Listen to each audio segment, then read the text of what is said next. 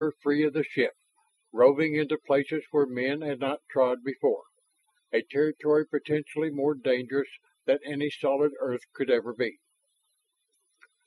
Operation Retrograde had returned men bodily into the past, sending agents to hunt mammoths, following the roads of the Bronze Age traders, ride with Attila and Genghis Khan, pull bows among the archers of ancient Egypt, but Redax returned men in mind to the past of their ancestors, or this was the theory, and those who slept here and now in their narrow boxes lay under its government, while the men who had arbitrarily set them so could only assume they were actually reliving the lives of Apache nomads in the wide southwestern waste of the late 18th and early 19th centuries.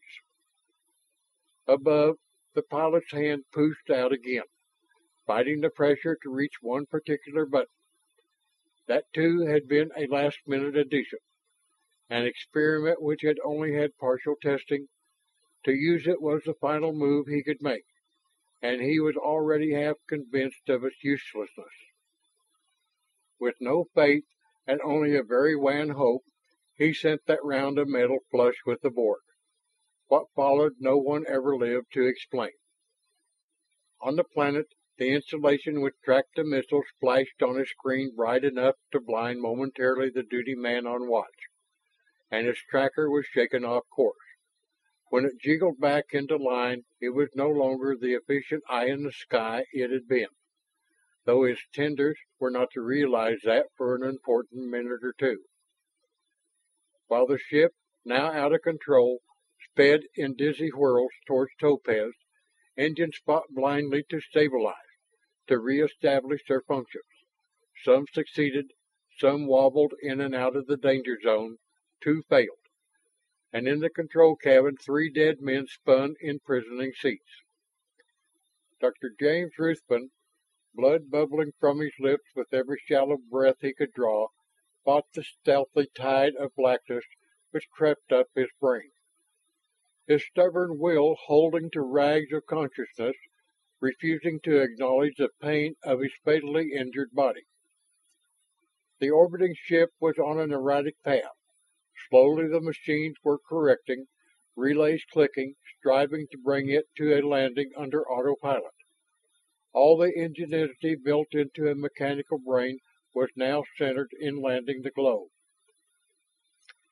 It was not a good landing, in fact a very bad one, for the sphere touched the mountainside, scraped down rocks, shearing away a portion of its outer bulk. But the mountain barrier was now between it and the base from which the missiles had been launched, and the crash had not been recorded on that tracking instrument. So far as the watchers several hundred miles away knew, the warden in the sky had performed as promised. Their first line of defense had proven satisfactory, and there had been no unauthorized landing on Topaz. In the wreckage of the control cabin, Ruthven pawed at the fastenings of his sling chair. He no longer tried to suppress the moans every effort tore out of him. Time held the whip, drove him. He rolled from his seat to the floor, lay there gasping, as again he fought doggedly to remain above the waves, those frightening, fast-coming waves of dark faintness. Somehow he was crawling along a tilted surface until he gained the well where the ladder to the lower section hung, now at an acute angle. It was that angle which helped him to the next level. He was too dazed to realize the meaning of the crumpled bulkheads. There was a spur of bare rock under his hands as he edged over and around twisted metal. The moans were now a gobbling, burbling, almost continuous cry as he reached his goal, a small cabin still intact. For long moments of anguish he paused by the chair there, afraid that he could not make the last effort, raise his almost inert bulk up to the point where he could reach the Redax release. For a second of unusual clarity, he wondered if there was any reason for this supreme ordeal, whether any of the sleepers could be aroused. This might now be a ship of the dead. His right hand, his arm, and finally his bulk over the seat, he braced himself and brought his left hand up. He could not see any of the fingers. It was like lifting numb, heavy weights. But he lurched forward, swept the unfeeling lump of cold flesh down across the release in a gesture which he knew must be his final move. And as he fell back to the floor, Dr. Ruthven could not be certain whether he had succeeded or failed. He tried to screw his head around, to focus his eyes upward at that switch. Was it down or still stubbornly up, locking the sleepers into confinement? But there was a fog between. He could not see it or anything. The light in the cabin flickered, was gone as another circuit in the broken ship failed. It was dark, too, in the small cubby below which housed the two cages. Chance, which had stuffed out 19 lives in the space globe, had missed ripping open that cabin on the mountain side. 5 yards down the corridor, the outside fabric of the ship was split wide open, the crisp air native to Topaz entering, sending a message to two keen noses through the combination of odors now pervading the wreckage. And the male coyote went into action. Days ago he had managed to work loose the lower end of the mesh which fronted his cage. But his mind had told him that a sortie inside the ship was valueless. The odd rapport he had had with the human brains, unknown to them, had operated to keep him in a role of cunning deception, which in the past had saved countless of his species from sudden and violent death. Now with teeth and paws he went diligently to work, urged on by the whines of his mate, that tantalizing smell of an outside world tickling their nostrils, a wild world lacking the taint of man places. He slipped under the loosened mesh and stood up to paw the front of the female's cage.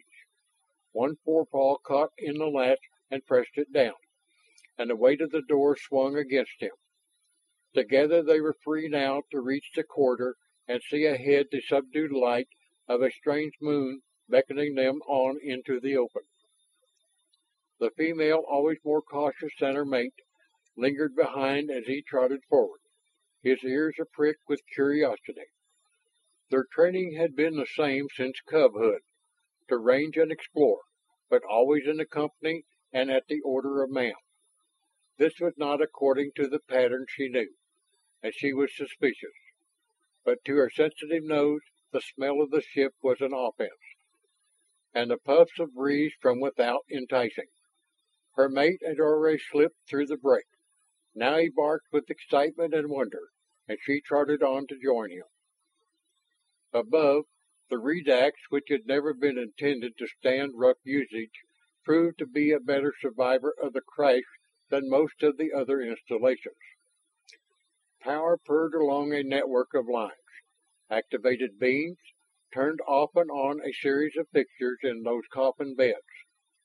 For 5 of the sleepers, nothing. The cabin which had held them was a flattened smear against the mountain side. 3 more, half aroused, choked, fought for life and breath in a darkness which was a mercifully short nightmare, and succumbed. But in the cabin nearest the rent through which the coyotes had escaped, a young man sat up abruptly. Looking into the dark with wide-open, horror-haunted eyes, he clawed for purchase against the smooth edge of the box in which he had lain, got to his knees, weaving weakly back and forth, and half fell, half pushed to the floor, where he could stand only by keeping his hold on the box.